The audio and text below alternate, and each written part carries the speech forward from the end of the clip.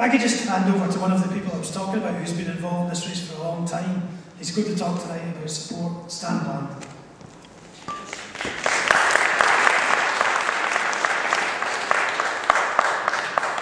Right, hopefully I've remembered how to switch a mic on. I think I have, given the feedback. One of the challenges in doing a talk like this is trying to cover all the things that the different perspectives from people in the audience will like. So I think I'm trying to cover a talk based on support for people who've done it more than once, for people who haven't done it, for people who might do it at some point in the future, for people who are going to support it. So the chances of me being able to cover in 15 minutes everything that you'd like to know and learn about are quite remote. So I'm going to throw it back to you in some regards and actually ask that you come up with questions. So make sure that you actually go away with answers to any questions that you may have.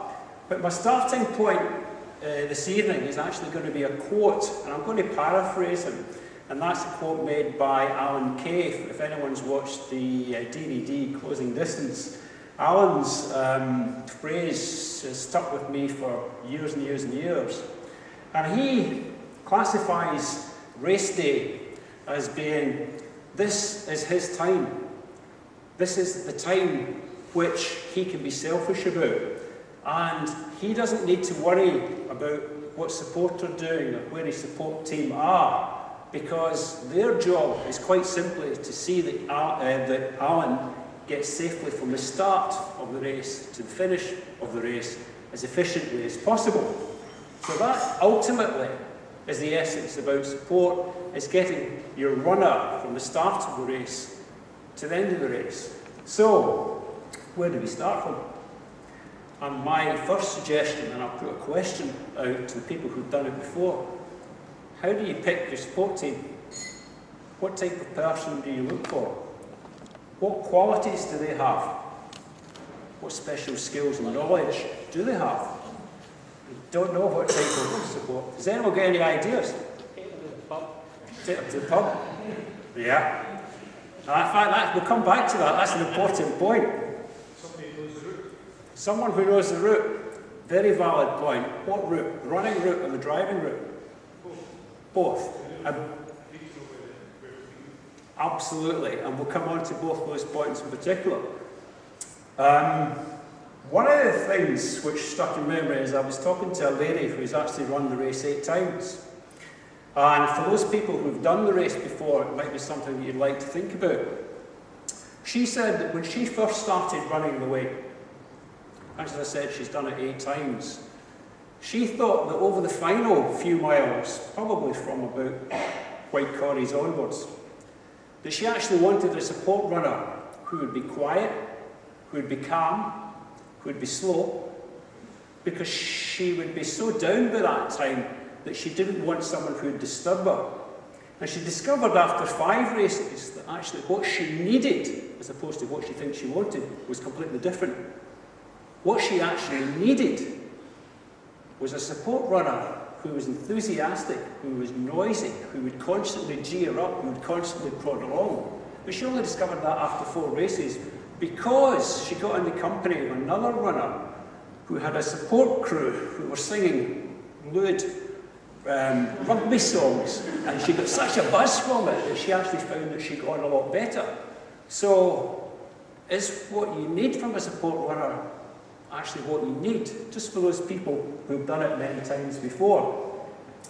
There's another point about support team, and again, we'll build up on this over the next 15 minutes, is you've got to be careful when you're looking for a support team that you don't go too far in the opposite direction. Classic case, a race we were at last year, 24-hour race, someone who had a support team who let them sleep for 6 hours. The phrase was, "But you looked so cosy." Now, I'm sure some of you will know who that runner was. Yeah. You've got to guard against that. You've got to guard against picking support runners and support crew who really don't want to prod you along. You've got to guard against people who say, actually, okay, it's fine to sit there for 35 minutes. It doesn't matter. As long as you finish. That's the key thing. You've got to be careful that you don't go too far the opposite way. So picking a support team is actually a bit more thought is required than many people would think about it. I've just discovered, of course, that one of the good things about bringing notes is you can refer to them. One of the bad things, you might need specs to read them. So if I suddenly go like that, it's because I'm trying to make out what I'm going to speak about. In terms about knowing the route, 2 years ago, maybe 3 years ago, on the Friday morning, race day was the Saturday morning, I was sitting having coffee with a crowd of people who were doing the race, mix of support crews and runners. And we were going through all the potential issues that might come up, all the advice you could give people. And this one will live with me for many, many years. And I've been involved in the race. My first attempt at the West Highland race was 1986. I didn't finish because I was a bridge working. But anyway, crew constantly put their hand up asking questions because they were completely new to the race, they were new to the UK, they were new to Scotland. Support crew flew in from all over the globe that morning to support an American absolutely first-class runner, Mark Godale, whom Adrian will know. And Mark's crew said to me, where is this Rowerdennan? Is that how you say it? I said, yeah, it's up here, I'll show you the map, don't worry about it. And where is Inversnaid? It's just a little bit further up. Okay, well, we're going to drive from Rowerdennan to Inversnaid, and then we're going to catch the car ferry. What? We're going to get the car ferry across the Ardlui, and then we're going to go up the A82. No, there isn't a car ferry.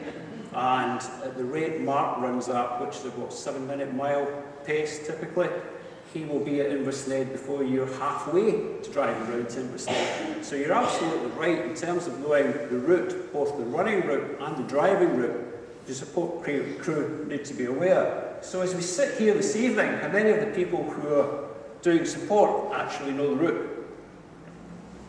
Good. Because the next point, which I'll bring up getting completely out of order, was that one of the good things about knowing the route as a support crew is that when your runners' brains are completely frazzled, which happens about 12:50 on the Friday night or Saturday morning, it's about 10 minutes before the race, they've stopped taking any information in, their adrenaline is pumping through, they won't hear anything you say to them. From that point onwards, you have got to think for them. You've got to think in advance of them. So later on that day, when they get to King's House, you've got to be thinking, okay, you may need your head torch, because the runner's concentrating and just plodding on and doing the next section. You need to be thinking about what clothes will they need. You need to be thinking about what food have you taken. So it's very important that you actually make sure the support crew is fully aware of the route, as well as the driving route, the running route as well. And that leads me quite nicely on to how do you actually prepare a support crew. And the way I like to think about it is that you take the same approach as Formula One. You know what happens in Formula One? They've got an agreed schedule, they've got agreed pit stops, they have a race strategy, which you can go into in as much detail or as little detail as you like, but you should at least, I would suggest, think about it. So I'm sure we've got different approaches. I know some people have very detailed strategies which predict precisely what minute they expect to get into Balmaha, what they want to eat there, what shoe, when they'll change their shoes, when they'll eat a banana, when they'll have some ambrosia or rice. Others a lot more flexible. But whatever you do, I would suggest to you that you consider having a pre-race briefing and that you don't leave that till 10 o'clock on the Friday evening, which some people have done. The other thing which I've come across is the mad dash to Tesco's in Milngavie. It's quite close to the race start, and we haven't got any of this, that, and the river, and if you see them piling in their cars off to Milngavie Tesco's to top up the supplies. So have a pre-race briefing. Suggestion after you have a pre-race briefing and worked out your timetables is who's going to do what.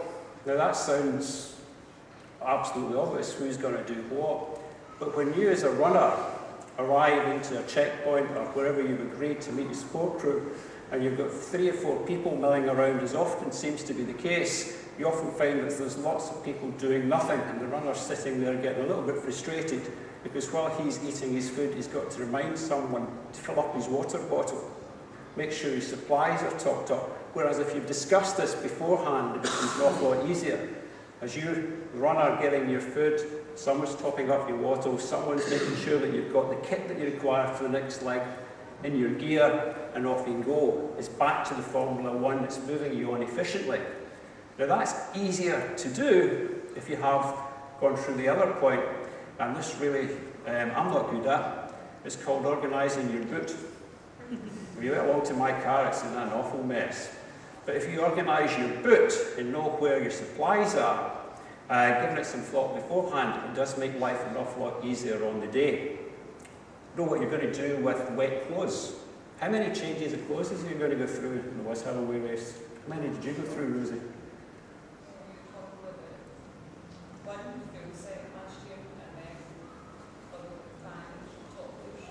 So 1 full set for people who didn't hear, and 5 different sets of top wear. Where are you going to put that? In amongst the dry clothes. So you need to, think about this type of issue as you go through your briefing. From an organised team to organising your boot, slight deviation would be, in terms of support, one of the things which is often forgotten, he says, putting his hand up, I've done this before, I usually leave this until about the 2nd of June, is what are you going to do at the finish? Have you actually thought of where you're going to stay, do accommodation? What are your support team going to do? Because they often have different plans. Are they all party animals and going to stay and hang around and go on to the party the next day? Or are they all going to rush back? So it's just something to bring up. Okay, just check what I've got.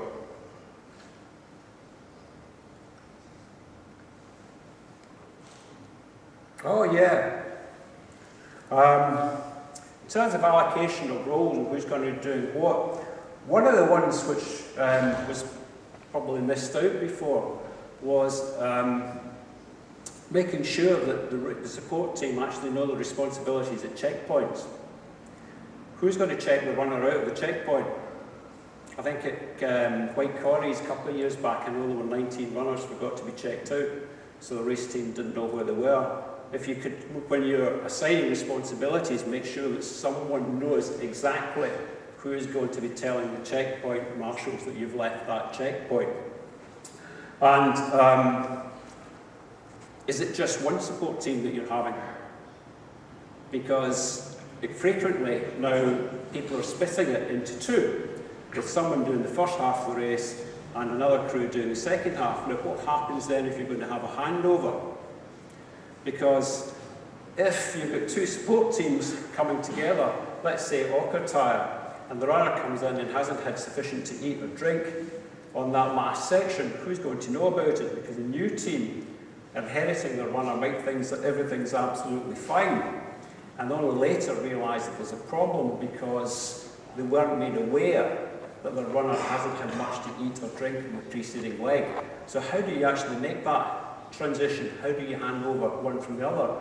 One team, which I saw do it very well, actually went as far as recording everything that their runner ate and drank every time they met him, and then actually physically handed over a piece of paper, which the second team then took. They knew exactly how well the runner was doing on the eating and drinking steps. But it's things like that that actually help your runner get to the finish. It's not just ability to run. If you're not taking in enough food and drink, you run out of energy and your runner will find it that much harder to keep going. So little things that you can do, everything which is at the margin can help them get there, him or her, can help them get to the finish much, much more efficiently. So if you're going to have 2 teams, make sure you know where the transition is going to happen, how you're going to handle that transition, and be roughly sure when it will happen. And having looked at a pre-race plan, having allocated responsibilities, having discussed what you'll eat and drink and when you'll eat and drink and when you'll change your shoes, be prepared for it all to fall flat in its face. You know, it won't happen. It certainly won't happen the way you plan it, and it certainly has never happened when I have planned it when it should. Something will always go wrong. So what do? Panic. Don't panic. Even if your support crew, and if this is to the new runners, even if your support crew doesn't make it to the checkpoint or the support point, other support crews will be there. So to new runners, don't be shy about asking for help. My support team hasn't made it, there's been a delay, can you help me out here? This race is probably the most friendly group of people you're likely to meet in a race. They just love helping each other out. So please don't be afraid of asking for help. Oh, a hard one here. Support ideally should know the runner. What do I mean by that? Well, what I mean by that is that it really helps if you know when to give your runner. Give your runner a hug. Or, as more frequently happened to me, give him abuse. I have found that all the support teams I have ever used have excelled at giving me abuse. Frequently I have been asked, what kept you? Didn't you know this was a race? You're not out for a gossip and a chat, you're out here to run a race. Know what works for your runner. And just as importantly, if not more so, it helps if your support crew know you sufficiently well to know when something's bothering you as a runner, when something's niggling away at you. Two forms. One, if it is just a niggle, they can sit you down for 5 minutes so you take your shoe off, get the stone out, and it doesn't become a blister which then bothers you for the whole race. And probably more importantly, as you're about to learn from Dr. Chris, is that you'll know when something's wrong and could potentially be a medical issue. But you've got to know your runner to do that. Now, Dr. Chris will give us lots of information, and I know there's lots of information on potential medical issues on the website. Support crew, it really does help if you're aware of that and know it. The only thing I would say is don't ever let a runner's mum know about it, because it'll terrify the life out of them and they won't let you run. So that's something else. My third bit of advice to support crew is never ever let your runner pull out until they have been through the lows at least 3 times. I know Dario always used to talk about 3 times, Ian, didn't he? As a runner, for the weigh-in the first time, you will hit at least 3 lows of varying intensities for varying durations. You think as a runner that it's never ever going to end, but it does, usually. Usually. Not always, but usually. And sometimes the support crew can just calm the runner down, say, look, yeah, you're having a low spot, keep going, it will pass. And unless their 2 legs are broken or they're in danger of decapitating themselves, that's the only time that you suggest that your runner might not want to continue. So a bit of patience and knowledge goes a long, long way. I've come back to the note which said runners are often brain dead. I don't know if that was in relation to the race or just a general comment. But whatever it was, it probably applies to me equally valid. Well, it does apply to me equally valid. The other little tip that I'd like to give runners and support crews is please know the race rules. You don't want to end up either jeopardising the race or threatening your runner from disqualification. I think everyone's well aware that the runner shouldn't be supported through ground fallout, but be aware of the rules. The other one, which I know has caused some problems in the past, is support crews, I'm sure Ian will go on this at the end, about over-abusing Okrataya. You don't want an irate farmer jumping up and down complaining about his parking spaces. Now, the good thing is that having said all that about support crews, ideally knowing you, being able to run with you, knowing the running route, knowing the racing route, being prepared to go through a pre-race briefing, detail in various levels of detail exactly how they're going to help and assist you through the route. What we usually end up with is people who are willing to give up at least 2 days, if not 3 days, of their life, where they will put everything behind your efforts to see you finish the West Highland Way race and be completely selfless in doing so. And for doing so, what they're actually going to receive from the majority of runners is loads of abuse. They're going to see temper, they're going to see emotions, they're going to see anger. If you're really unlucky, you might see shoes thrown at you, as has happened on several occasions. I do remember, I think it was a water carrier being kicked at someone, but you know, that can happen, and they're going to ignore it. They're not going to abuse you back. They're not going to throw the shoes back at the runner. They're going to put up with it to help you get to the finish. But as a runner, you should be aware that they'll remember it. And they'll write it down, and they'll cast it up to you, and gosh, will you pay for it? You will as a runner, you will pay for it. I think someone got a mini prize out at once, but I don't know if they ever got it. So, I think I'm coming to the end. I'm very, very happy to take questions. We'll leave questions to the end then. We'll leave questions to the end then. But I will finish with just one phrase: enjoy.